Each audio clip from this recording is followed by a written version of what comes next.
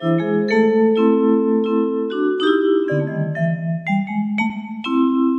vu ça, Fufu? On est mardi et il est 17h. On va passer à la radio. Oui, c'est l'heure des rediffusions des contes de Moutmout et Fufu qu'on a enregistrés pendant le confinement. Bonne écoute, les auditeurs. Oui, oui, oui.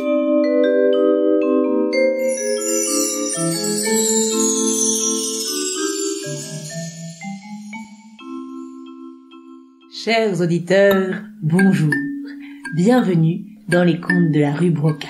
Salut, c'est Moutmout. Je suis encore là. Oui, toi, Moutmout. Moi, c'est Furoncle, je suis toujours là aussi. Je vous rappelle que je suis une merveilleuse moufette, poilue, adorable, et étonnamment, j'ai l'impression que tout le monde préfère Moutmout.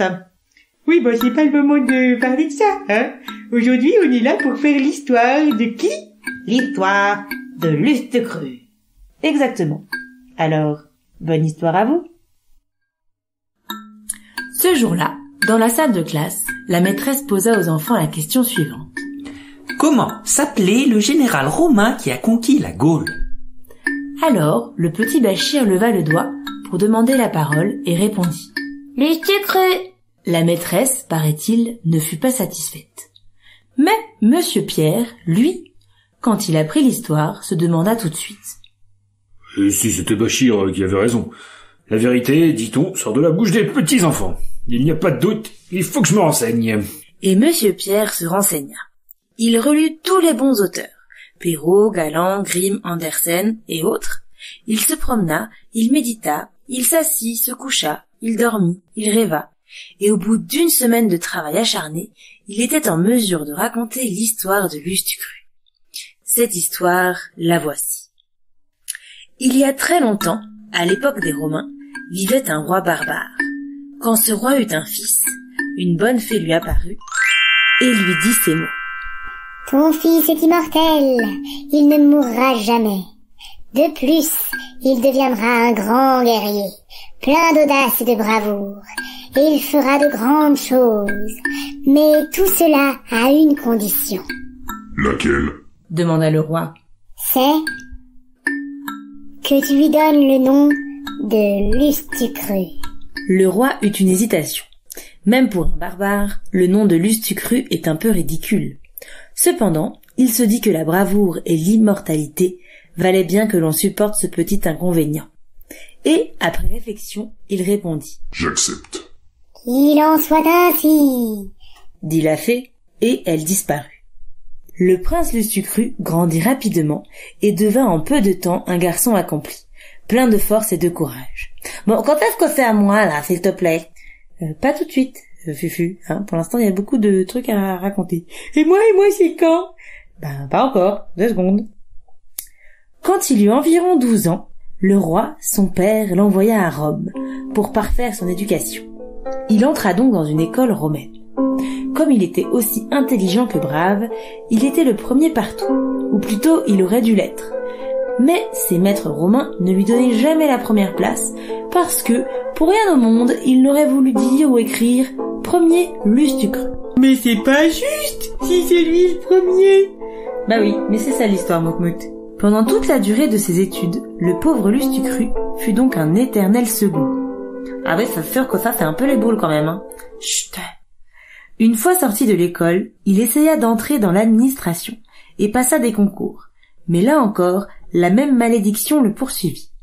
Bien qu'il fût, et de loin, le meilleur et le plus capable, il n'était jamais reçu et tous ses concurrents lui passaient, comme on dit, sur la tête. Que faire? Un autre à sa place aurait quitté Rome et se serait retourné chez ses parents. Mais Lustre-Cru avait conscience de sa valeur et il se sentait né pour de grandes choses. Il se dit. Là, c'est à moi, là, c'est mon tour, c'est ça? Oui, Moutmout, c'est toi. Je suis meilleur que tous les autres, mais cela ne suffit pas. Pour être reconnu, il me faut accomplir quelque chose d'énorme. Mais quoi donc, par exemple? Voyons. Tiens, une idée. Je vais conquérir la Gaule. Il faut savoir qu'en ce temps-là, la France s'appelait la Gaule et que les habitants s'appelaient les Gaulois. Seulement, la Gaule était un gros morceau et Lustre-Cru ne pouvait pas la conquérir tout seul. Il lui fallait recruter une armée. Un jour qu'il se promenait dans les rues de Rome, un mendiant l'arrêta. « Pitié, monsieur! Pitié! Donnez-moi quelque chose !» Lustucru regarda le mendiant.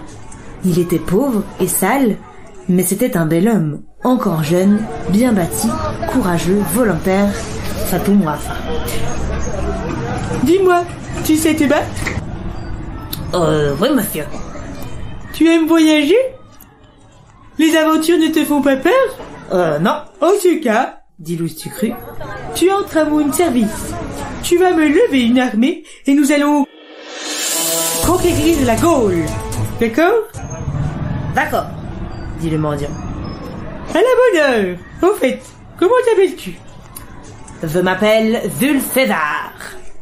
Eh bien, Jules César, suis-moi. Je t'invite à déjeuner. Et c'est ainsi que Jules César devint le lieutenant de Lustucru. À eux deux, ils levèrent une armée, l'instruisirent, l'entraînèrent, puis ils passèrent les Alpes et entrèrent en Gaule. L'histoire de la conquête, vous la connaissez.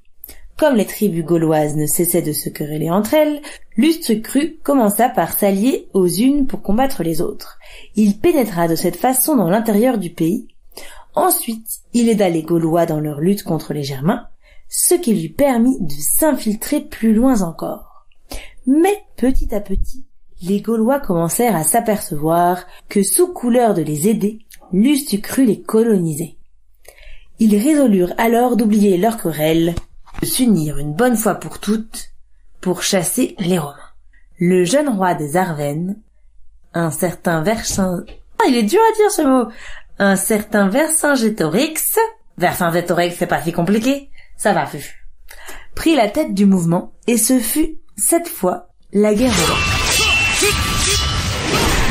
En bonne logique, les Romains auraient dû être exterminés, car ils n'étaient qu'une poignée, au milieu d'un pays hostile.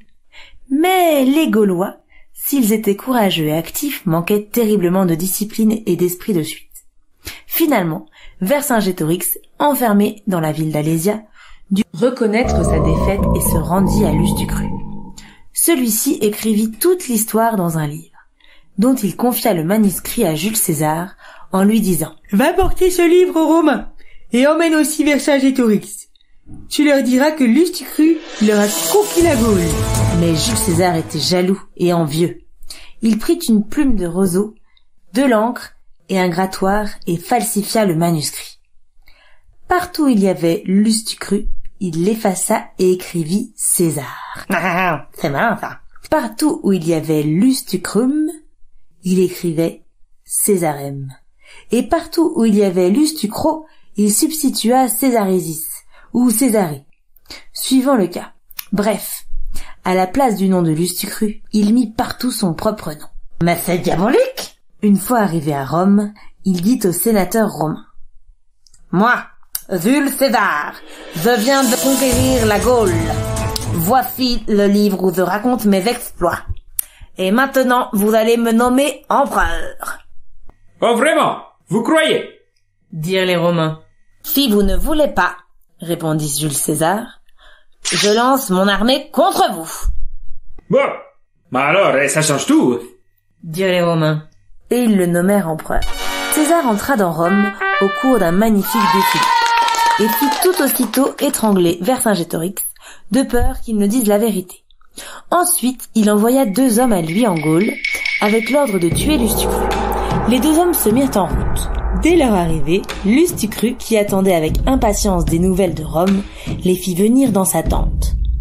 Les 2 hommes, une fois introduits, tirèrent leurs épées et lui en percèrent le cœur.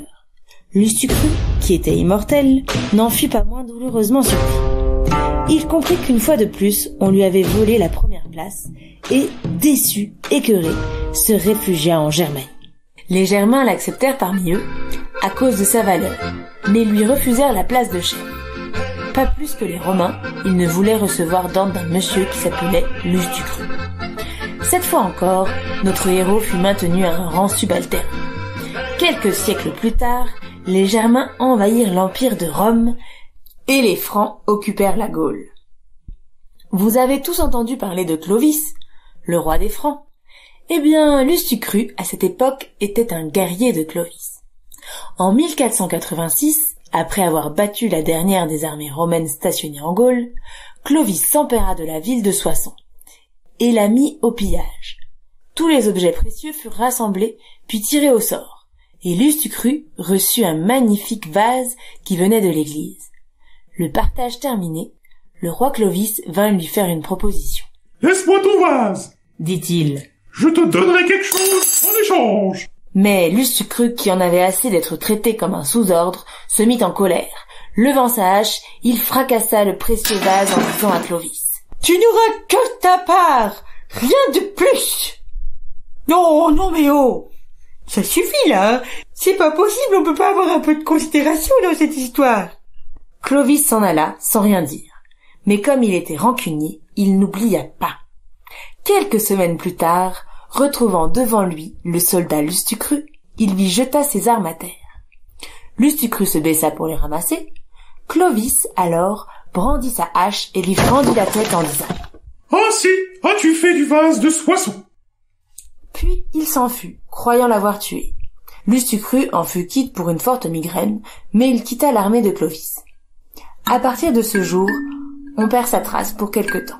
Du reste, il nous serait impossible de raconter une si longue vie dans tous ses détails, même si nous avions pour cela tous les documents nécessaires. Oui, mais on a encore plein de choses à raconter sur le monsieur Lustucru.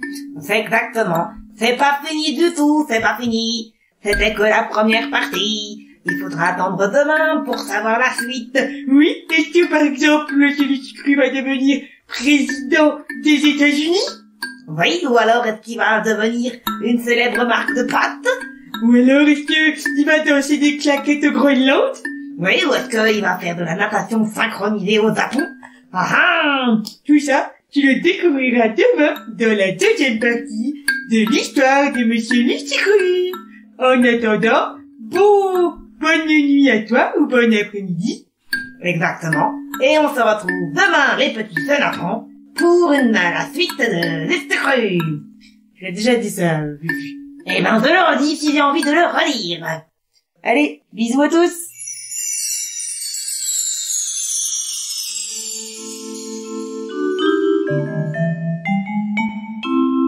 Par contre, pour avoir la suite, il faudra patienter jusqu'à jeudi. Eh oui, parce qu'on passe le jeudi à 17h. À jeudi. Salut.